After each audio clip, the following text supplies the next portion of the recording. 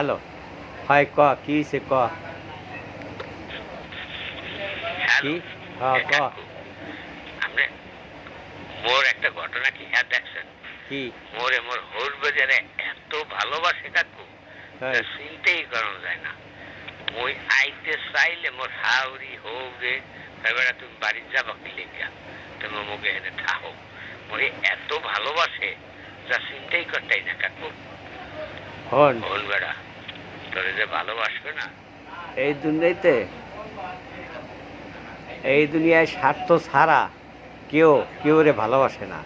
কারণ কি জানো, দুনিয়ায় সবচাইতে একটা জিনিস মনে রাখবি, যে মাটি সেও স্বার্থ ছাড়া গাছ রোপণ করে না, মানে গাছরে বড় করে না।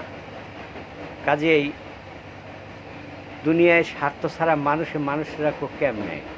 এই যে দেখ, গাছ বড় বড় গাছ রোপণ করে মাটিতে, সেই শিকড় বাকড় মাটিতে ধরে রাখে। কারণ কি জানো, ওই মাটি ওই গাছের ছায়ার কারণে শান্তি মানে ঠান্ডা থাকে।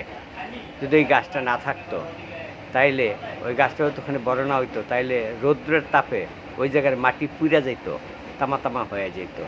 কারণ ওই গাছটার কারণে মাটিটা ঠান্ডা থাকে, যার জন্য মাটিটা পড়ে না। মাটিতে খেতে ফসল দেয় কেন জানোস?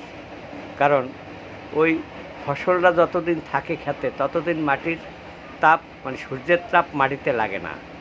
এক, দ্বিতীয়ত বিভিন্ন ঔষধ দিয়ে মাটিটারে সুস্থ রাখে, যাতে মাটি ভালো থাকে।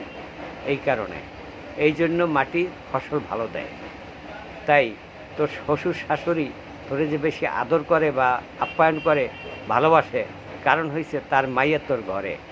তোরে যদি বিভিন্ন রকমের আদর আস্তিক করে পরামর্শ দিয়ে তোর কোনো টাকা পয়সা কামাই হয়, তুই তাইলে তার মাইয়ারে ভালোবাসবি, ভালো রাখবি, ভালো কাপড় চোপড় পরাবি, ভালো গয়নাগাটি দিবি। এইটাই তো নিয়ম। এই কারণে স্বার্থ ছাড়া তোরে কেউ ভালোবাসবে না, বিশেষ করে বাপ মা ছাড়া। একমাত্র স্বার্থ ছাড়া ভালোবাসে বাপে এবং মা, এই দুইজন।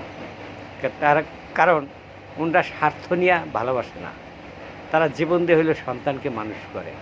এইটাই নিয়ম।